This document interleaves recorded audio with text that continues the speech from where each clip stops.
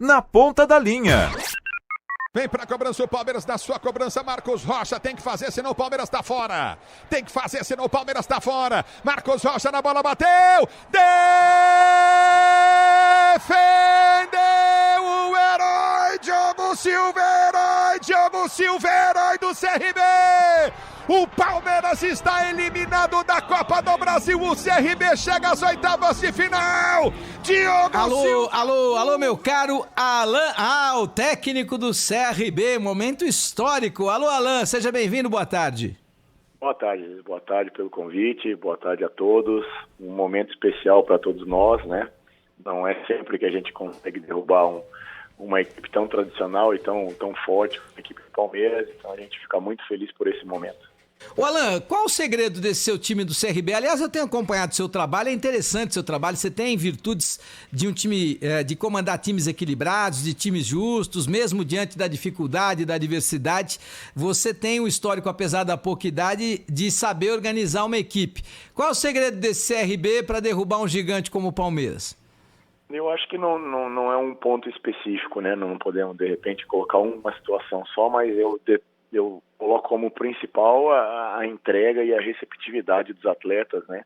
Em pouco tempo de trabalho, já assimilando muitas ideias que a gente acredita que seja o ideal aí para a nossa equipe, a nossa organização tática e a nossa humildade, principalmente, de saber enfrentar o Palmeiras, né? Sabendo que a qualidade técnica do Palmeiras é muito grande e que a gente ia sofrer um pouquinho mais do que o normal que a gente vem fazendo na Série B, mas sem deixar de jogar. Então essa entrega e essa organização com humildade acho que foi fundamental para que a gente tivesse o sucesso diante do Palmeiras. Ô Alan, eu tenho, uma das minhas pautas prediletas é exatamente discutir o trabalho do treinador e para que isso aconteça, eu estou nessa estrada há bastante tempo e gosto muito, até por dever de ofício, de assistir jogo, assisto muito futebol, discuto muito futebol e eu não consigo mais enxergar um treinador competente que não saiba jogar pelo resultado. Eu não consigo mais enxergar um treinador competente que não tenha a capacidade de enxergar a característica daquele grupo que ele pega na mão. E se você não for o Pep Guardiola ou se você não for o Tite, você vai ter que se adaptar ao jogador e não o jogador se adaptar ao treinador. É por aí ou você pensa diferente, Alan? Concordo 100% no que você está falando, né? A gente tem essa leitura há muito tempo, né? Eu tive o privilégio de trabalhar com grandes treinadores no Brasil e fora também, né? Abel, Levi, Cuca, são treinadores que sabem trabalhar com o que eles têm, com o elenco que eles têm na mão, porque hoje em dia às vezes se cria uma situação de que todo mundo é obrigado a jogar o futebol mais bonito, ter o controle da bola, da posse de bola, né? E óbvio que todo mundo quer ter isso, né? Todo mundo quer ter isso, mas a gente precisa ter a humildade também de saber as nossas limitações. É tão importante quanto você saber suas virtudes. Então a gente procura se adaptar à nossa realidade, dar confiança para o atleta, mesmo diante do Palmeiras, tanto no primeiro como no segundo jogo, dentro da nossa possibilidade, a gente tentou jogar, tentou sair de trás com qualidade. Em alguns momentos não era possível e a gente usava da transição em velocidade. Então eu acho que esse equilíbrio, né, que você citou, é fundamental, porque o jogo de futebol só tem uma bola, né? Não tem como as duas equipes ficarem com a bola ao mesmo tempo. E diante do Palmeiras a gente sabia que, pela qualidade técnica do adversário, a gente ia ter que ter uma proposta um pouquinho mais segura, mas que também, por outro lado,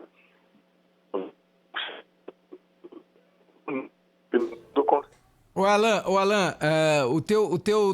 você tá saindo um pouquinho de lugar, você tá mudando de lugar? Vamos tentar ficar naquele lugar que você tava, que tava perfeita a ligação. Vamos ver se volta um som de qualidade aí, porque tava indo muito bem. Não mexe não, vamos ver, vamos tentar. Eu tô parado, aqui o sinal é um pouco, nossa, é um pouco distante, não sei se voltou aí agora. Agora voltou, vê se você consegue ficar paradinho aí onde você tá mesmo. Tô sentado aqui. Porque o sinal é ruim, você tá onde? Você tá no centro de treinamento aí? Sim, nós estamos no centro de treinamento para concentrar para jogar amanhã, né?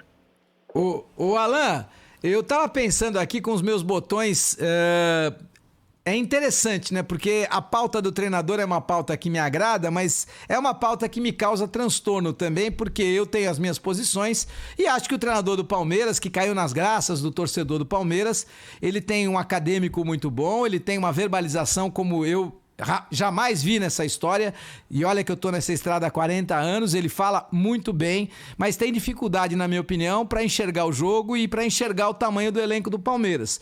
E as últimas derrotas têm sido sintomáticas, perdeu 3 títulos, acaba de ser desclassificado da Copa do Brasil por uma equipe como o CRB. O que é que você sentiu? Você sentiu um time mais temeroso, um time mais medroso quando o CRB fez o gol, Alan? A gente sabia já de algumas características, até pelo fato de eu ter enfrentado ele no Campeonato Paulista quando eu estava no Guarani, né? Então a gente sabia que controlando o jogo no começo da partida, tirando o ímpeto, né, do Palmeiras de vir para cima, alguns espaços iriam aparecer para a gente aproveitar, e apareceram logo no começo do jogo. E a partir do momento que a gente fizesse o primeiro gol, essa carga emocional ia pesar muito, né? A responsabilidade seria muito maior do que já é de você dirigir uma equipe do Palmeiras com um resultado atrás, com uma equipe que não era a favorita. Então, todos esses detalhes também emocionais, a gente trabalhou com os nossos atletas. Ô Alan, eu presidente de clube, eu iria dirigir o meu clube como clube empresa, com muita responsabilidade fiscal de gastar só aquilo que arrecada.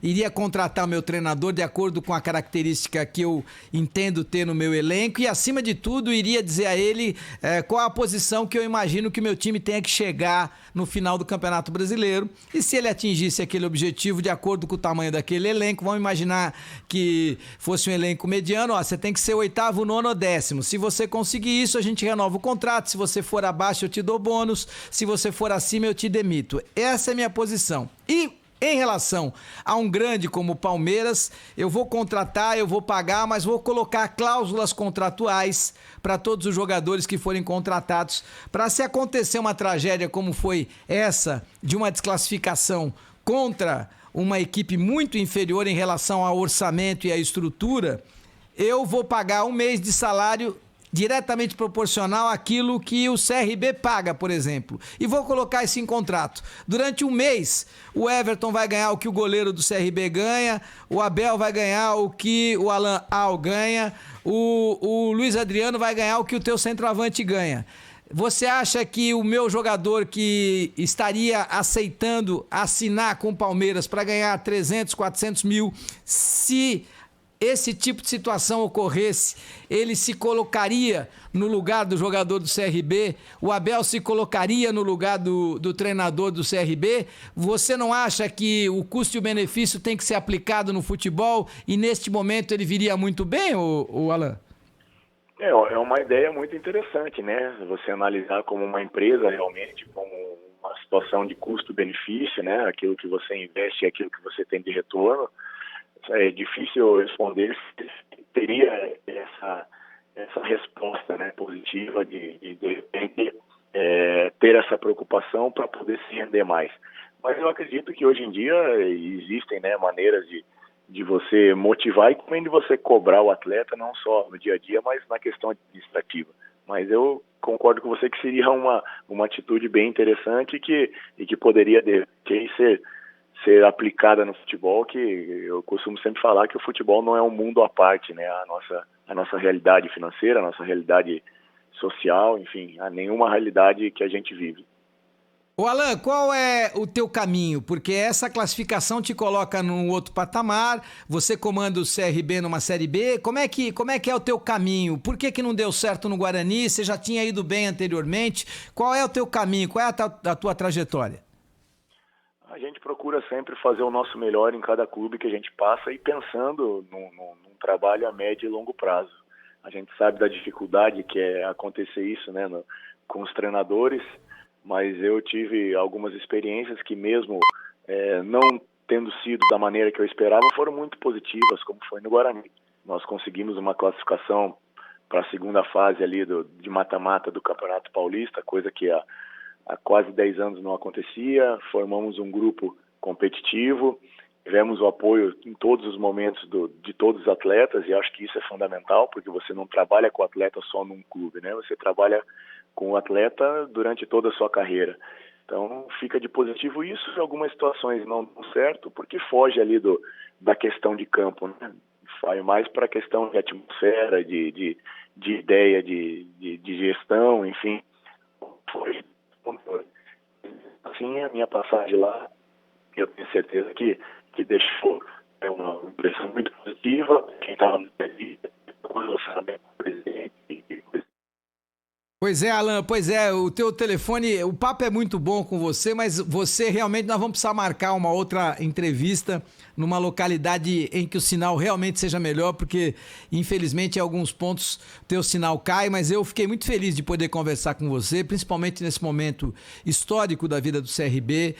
Eu nunca coloco como, é um vexame o Palmeiras perder para o CRB. Eu acho que a gente precisa se posicionar, que os jogadores precisam ser cobrados, que as comissões técnicas precisam realmente ter a cobrança diretamente proporcional ao mau resultado quando você tem uma estrutura muito superior, um orçamento muito superior e um salário muito superior. Então, não adianta nada. A minha vida ela é pautada pelo resultado. Eu entendo que se eu não der resultado aqui à frente desse microfone da Rádio Bandeirantes, se eu não der resultado no Band Esporte, se eu não der resultado no Show do Esporte no domingo na Band, eu não vou estar lá. E não adianta nada. Não interessa que a gente tenha uma equipe de 150 pessoas. Os pontos mais importantes, os pilares mais importantes têm que chamar para si a responsabilidade. E o cara não pode fugir da responsabilidade da mesma maneira que eu não fujo da minha. Acho que o treinador não tem que fugir da dele. E o jogador que mais ganha também não tem que fugir da dele. Tem que ser cobrado. Tá me incomodando muito essa história de que a cobrança hoje em dia ela tem que ser feita de uma maneira mais suave, mais saudável. Não tem cobrança suave, não tem cobrança saudável quando o resultado não vem. Só para terminar, infelizmente a ligação não tá aquela, mas eu quero te agradecer, viu, Alan? Imagina, eu que agradeço, e a gente pede desculpas aí pelo sinal, mas hoje a gente está numa situação de concentração aqui longe da cidade e a gente fica à disposição e muito feliz de estar participando de um programa tão importante como o teu. Ali eu estava dentro da pequena área. Nossa área, na Rádio Bandeirantes. Maravilha, Alan, muito obrigado, viu? Muito obrigado mesmo, e é aquela boa e velha história. Não adianta nada, ninguém vai escapar da cobrança. E eu tô incomodado com uma ideia de que o jogador não possa ser cobrado, senão o treinador perde o vestiário. Só para terminar, o que é que você pensa disso, Alan? Eu acho que a cobrança ela tem que existir sim, né? Dentro de uma maneira honesta, dentro de uma maneira equilibrada, mas você perde o vestiário geralmente quando você quer agradar todo mundo. E eu penso dessa maneira. Eu acho que a cobrança ela tem que existir, assim como o elogio tem que existir. Então são situações que a gente precisa trabalhar com os atletas, porque não foge daquilo que a gente vê na nossa vida, né? Quando tem que elogiar, você tem que elogiar. E quando tem que cobrar, você tem que cobrar sim.